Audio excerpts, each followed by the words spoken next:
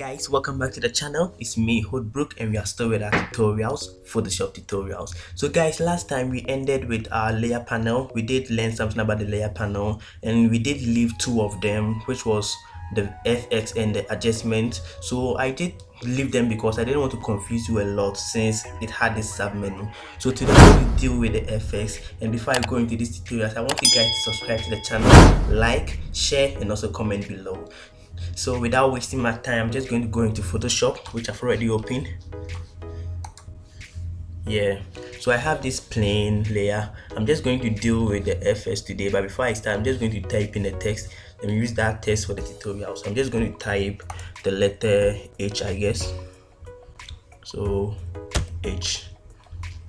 Sure. I'm going to use, let me take my move to, sure, then Ctrl+T to transform, then hold my Alt, then make it bigger. Position it in the middle. Okay, apply.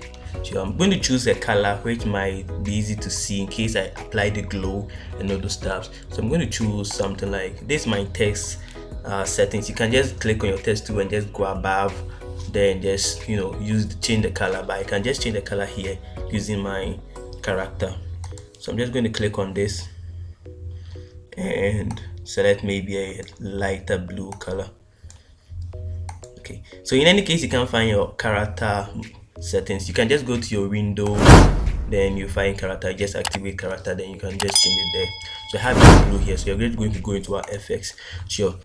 So now that I have my text layer, I'm just going to go into the FS. The next time we do with adjustment. So with the FS, if I click, as it shows your blending options. So we have the drop shadow, the outer glow, the pattern overlay, the gradient overlay, color overlay, the satin, inner glow, inner shadow, stroke, bevel, and emboss.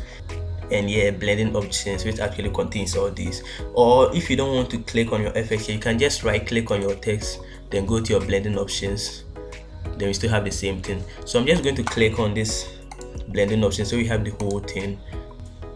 Sure. So if you could see, first of all, I think, okay, let me shape the text a bit.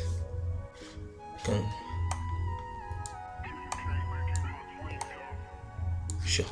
Then let's go back to our FX, then blending options. So just as we saw in the FX, we have your bevel and emboss, we have the contour and texture under bevel and emboss, we have the stroke, the inner shadow, and all the other things you saw. So I'm going to start with the bevel and emboss. Bevel and emboss, what are the bevel and emboss does? I'm just going to select it, click on my bevel and emboss. So if you could see, it's giving this kind of a 3D model, like, so let me just put the depth up and see what happens. Sure. So it tries to see it within, like it's giving it this some kind of a relief form. A relief form.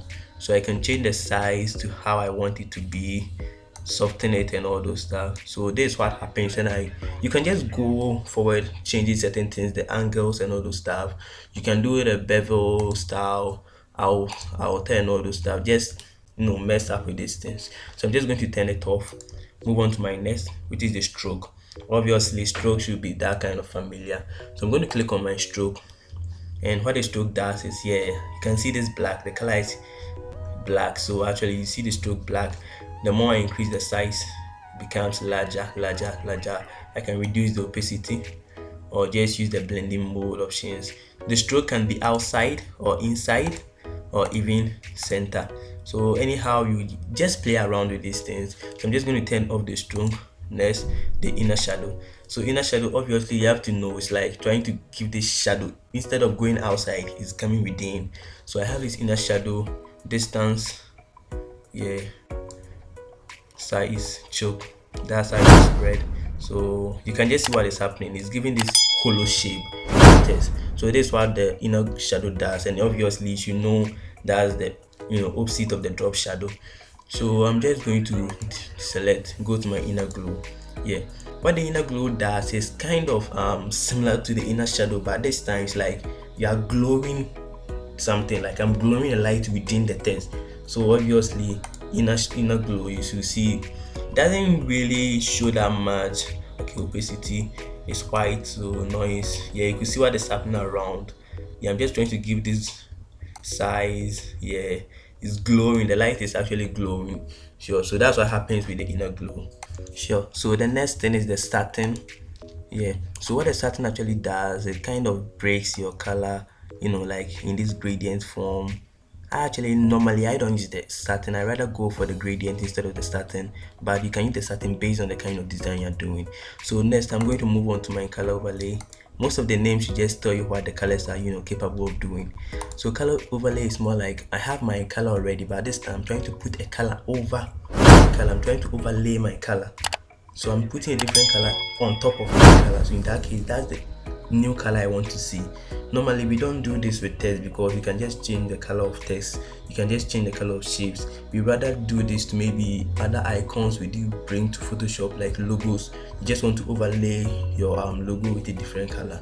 Yeah, sure. So the next thing is the gradient. Sure, so the gradient is just like the color overlay, this time in the gradient form.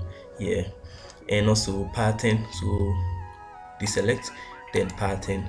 That should also sound the same, just like your overlay. You're just trying to overlay with it. Let me just choose something dark here. So in this time it's rather pattern instead of color. Sure, so deselect, then next to my outer glow, similar to my inner glow, but this time it's happening outside. So I can choose a color that's dark, like black. Sure, then maybe size increase. Sure, and normal. Yeah, sure. So it happens, it's just like it's trying to create this kind of it's more like a shadow, but when it says shadow, this time it's trying to glow the object. So you actually do this in sequence, like we do them multiple so that we see the glow perfectly. So that's what the outer glow does. So I'm just going to turn it off.